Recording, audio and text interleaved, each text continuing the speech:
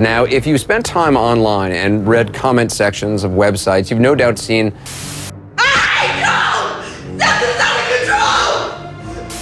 some pretty vile, offensive comments written by anonymous people. Often these people are referred to as trolls, internet slang for troublemaker.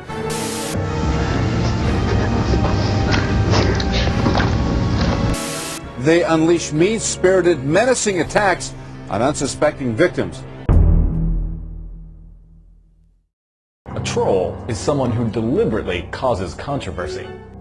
Harassment, defamation, cyberstalking, criminal mischief, exploitation, even attempted murder are all the work of one of the nastiest, untalked about phenomenons today. It can happen anywhere, either on the internet, in your own backyard, or even at your funeral. Well, they are possibly the meanest, most annoying people online. And then there are hate sites. A hate site is a website which operates to vilify a person or group. In the United States, hate speech is a protected civil right, aside from defamation, incitement to riot, and fighting words. Well, what would you do when the owner of a hate site uses parody and satire to avoid defamation lawsuits and vilifies you and your family publicly on the internet? A person like that can go after you, and you can't deal with them in a rational manner. Businessman Darren Mead says a competitor hired a professional troll to defame him online. Well, tonight you're about to meet one of the biggest trolls on the internet. So the Salty Droid started as a sort of Twitter account, blog account. It's just supposed to be about jokes. The Salty Droid site is an extreme anti-capitalist, anarchist hate site. His real name is Jason Jones from Chicago, Illinois. The blog has gone from like sort of corny jokes into more like a much more important mission. You build up a list by getting people to opt in to their commodities, and they get traded around. You have, say, 300,000 people on your list. In the interim period, you hawk other people's fake products. In order to do that, I've surrendered more and more of my anonymity, and I was anonymous for a year, completely anonymous, like trying to hide my identity and stuff, sort of. The Salty Droid himself has admitted to being a recluse because he fears of retaliation. He has admitted to stalking individuals. He has admitted of exposing them in public, criminally breaking multiple privacy laws. This strange character lurks in the shadows, spending hours on end trolling forums and harassing individuals and business owners. He rallies his users to harass and defame competitors, innocent victims, and business people. Imagine you own a gas station and an article of you appears on a site where everyone gangs up and pledges to wipe you off of the face of the earth. The article states that you should be imprisoned because you'd purchased gas from a refinery that had ruined the lives of 300 workers. And yes, you aren't famous. You're not in the public eye, although that will change after the article is written. The readers of this hate site do their own independent research on you and come to the conclusion that you enabled these refineries and therefore begin to call your place of business, and your 12-year-old son answers the phone. The caller then begins to threaten your son's life, explaining to him that his daddy is a bad man. Some of these people begin to stop by your place of business and begin to take pictures of you, then confront you and spit in your face. Does the First Amendment protect these digital parasites? Is the owner of this hate site responsible for the constant harassment of individuals done by his users?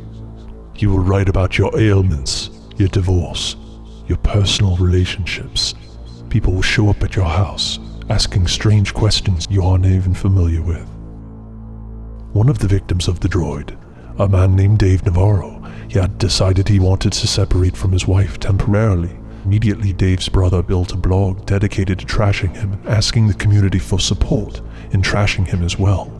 Now Salty Droid saw the blog, and he decided to make it his business. So he contacted Dave's estranged wife.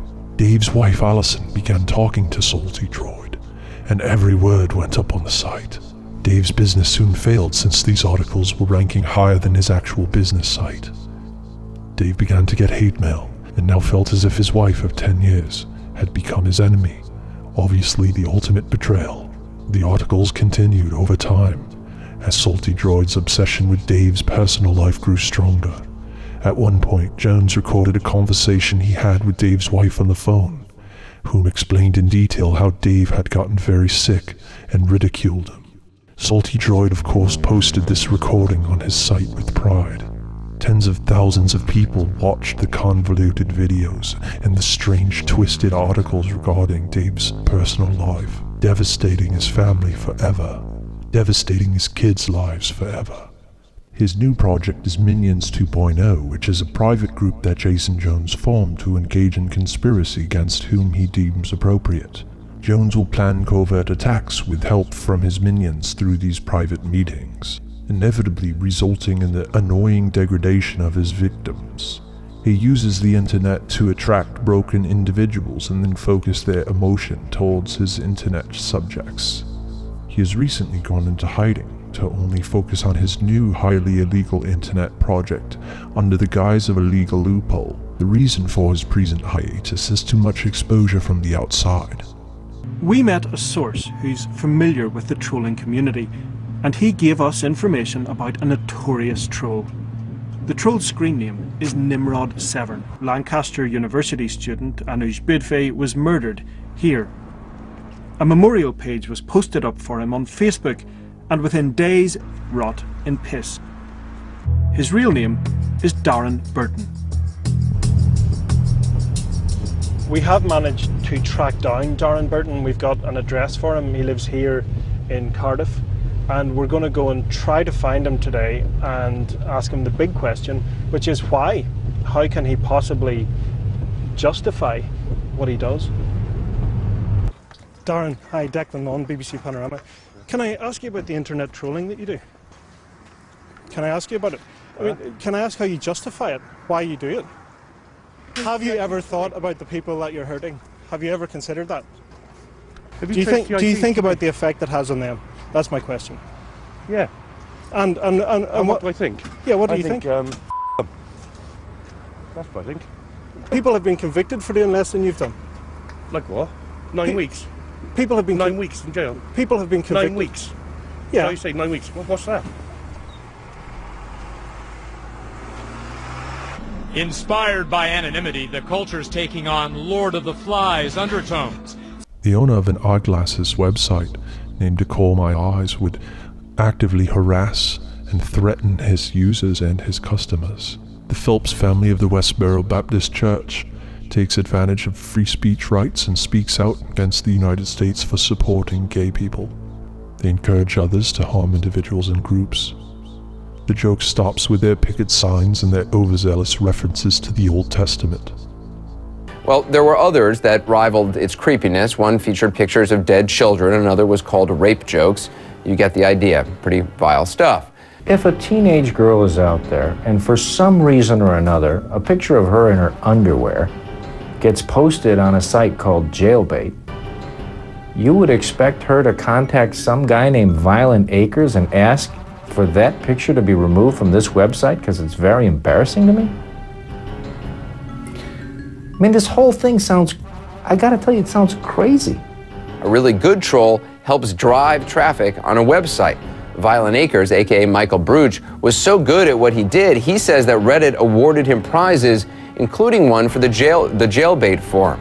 I'm sorry. I have made mistakes.